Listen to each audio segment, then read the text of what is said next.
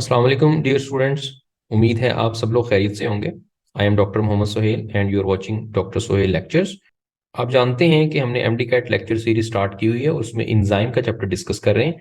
इससे पहले लेक्चर के अंदर हमने कोफैक्टर्स की बात की और वहां हमने डिस्कस किया था कि विटामिन्स होते हैं, they provide raw material for the coenzyme. तो आज उसके साथ ही एक लिंक टॉपिक है, छोटा सा कॉन्सेप्ट है जिसका आपको पता होना चाहिए, और एमडी कैट में ये क्वेश्चन जो है वो पूछा जा सकता है। तो हम आज का लेक्चर एक एमसीक्यूज से स्टार्ट करेंगे। तो सबसे पहले मैं उस एमसीक्यूज को लिखता हूँ, फिर उसको हम डिस्कस करेंगे और फिर उसको लेके हम इस टॉपिक को डिस्कस करेंगे। जी, तो एमसीक्यूज है। Vitamin is a precursor for, alpha option है हीम, बीटा एटीपी, चार्ली जो है वो एफएडी यानी फ्लेवन एडेनिन डाइन्यूक्लियोटाइड, और डेल्टा जो है वो मैग्नीशियम। अब आप जानते हैं कि विटामिन दे और the raw material for the coenzyme. और कल मैंने बात की थी कि कोएंजाइम कौन कौन से होते हैं। कोएंजाइम में एटीपी भी होते हैं और एफएडी भी होते हैं, ये दोनों कोएंजाइम। अगर हम हीम ग्रुप की बात करेंगे तो वो है प्रोस्थेटिक ग्रुप, और अगर हम मैग्नीशियम की बात करेंगे तो वो एक एक्टिवेटर है क्योंकि मेटालाइन है। अब इसमें बीटा और चार्ली में से कौन सा करेक्ट है? अब आपने याद रखना है कि जो विटामिन्स होते हैं दे और the precursor for the FAD. FAD stands for the flavin adenine dinucleotide, जो कि एक कोएंजाइम है, और इसका जो रॉ मटेरियल है वो विटामिन है। अब देखें, एटीपी कोएंजाइम तो है, लेकिन ये याद रखना है, बड़ा इंपॉर्टेंट पॉइंट है कि ये नॉन विटामिन कोएंजाइम, ये बड़ा इंपॉर्टेंट पार्ट है, नॉन विटामिन।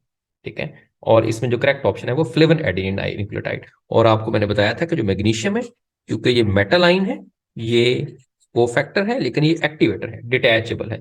और जो हीम ग्रुप है, this is the prosthetic group because they are tightly bounded with the enzyme.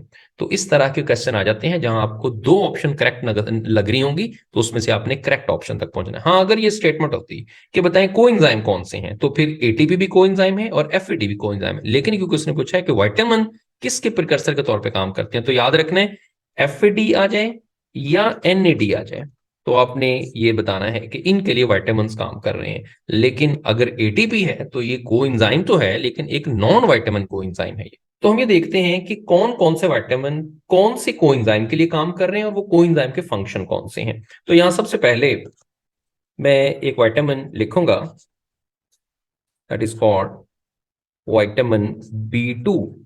अब जो विटामिन बी टू है, इसके लिए हम एक वर्ड राइबोफ्लेविन भी यूज करते हैं। अब जो विटामिन बी टू है, ये एक्चुअली एफएडी के रॉ मटेरियल का काम करता है। अब एफएडी क्या है, पहले भी बात कर चुके हैं, फ्लेवन एडेनिन डाई न्यूक्लियोटाइड। इसके लिए ये रॉ मटेरियल का काम करेगा। अब इसका फंक्शन क्या है एफएडी का?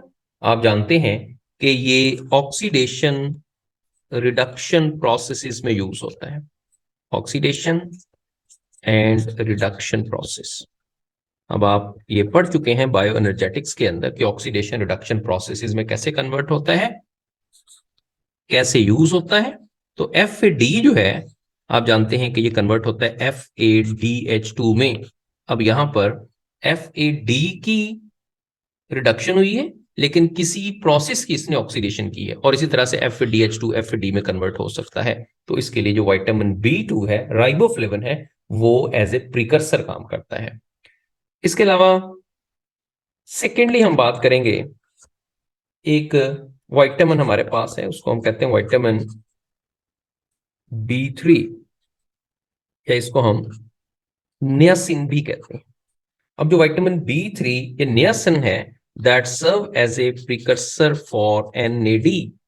अब एनएडी क्या है? NAD is nicotinamide adenine dinucleotide. तो इसके लिए ये एज ए प्रिकर्सर काम करता है। और आप ये जानते हैं कि एनएडी का एक्शन क्या होता है? एनएडी भी ऑक्सीडेशन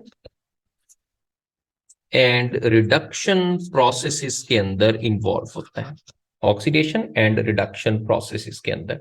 लेकिन इसके अंदर क्या होता है, आपने ये पढ़ा हुआ है और आगे चल के हम पढ़ेंगे भी कि NAD जो है वो कन्वर्ट होगा NADH के अंदर। तो यहां पर जो हाइड्राइड आइन है वो इन्वॉल्व होता है और उसके बाद फिर से NADH NAD में कन्वर्ट हो सकता है। तो इसमें जो विटामिन B3 है वो एक ऐसा विटामिन है जो कि NAD के लिए प्रिकर्सर का काम करेगा। उसके बाद हम आ जाते हैं थर्ड विटामिन जो कि इंपॉर्टेंट है, दिस इज विटामिन B12। अब विटामिन B12 के लिए हम एक और वर्ड यूज करते हैं, साइनोकोबालामाइन।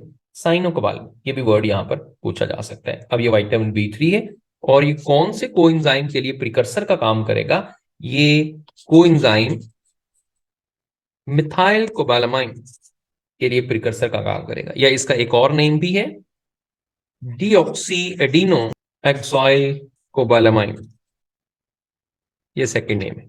तो इनके लिए B12 जो है वो एज ए प्रिकर्सर काम करेगा। और इनका फंक्शन क्या होता है? इनका function simply intra molecular rearrangement होता है, रिएक्शंस, मुख्तलिफ तरह के जो मॉलिक्यूल्स आपस में रीअरेंज होते हैं उनमें यहां पर मिथाइल कोबालामाइन जो है वो काम करता है, और इसके लिए जो विटामिन B12 है वो प्रिकर्सर का काम करेगा। Number 4, biotin.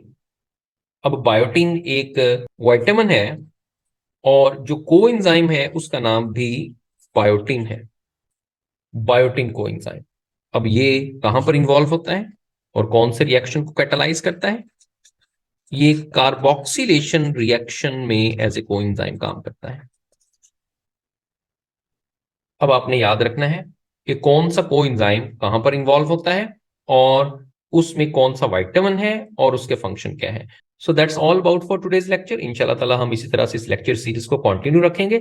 आपको इससे रिलेटेड कोई भी क्वेश्चन, कोई कंफ्यूजन है तो आप कमेंट सेक्शन में पूछ सकते हैं। इसकी डिस्क्रिप्शन के अंदर एक व्हाट्सएप ग्रुप का लिंक है, आप उस लिंक को ज्वाइन करके लाइव क्लासेस अटेंड कर सकते हैं। So thank you so much, good luck and Allah Hafiz.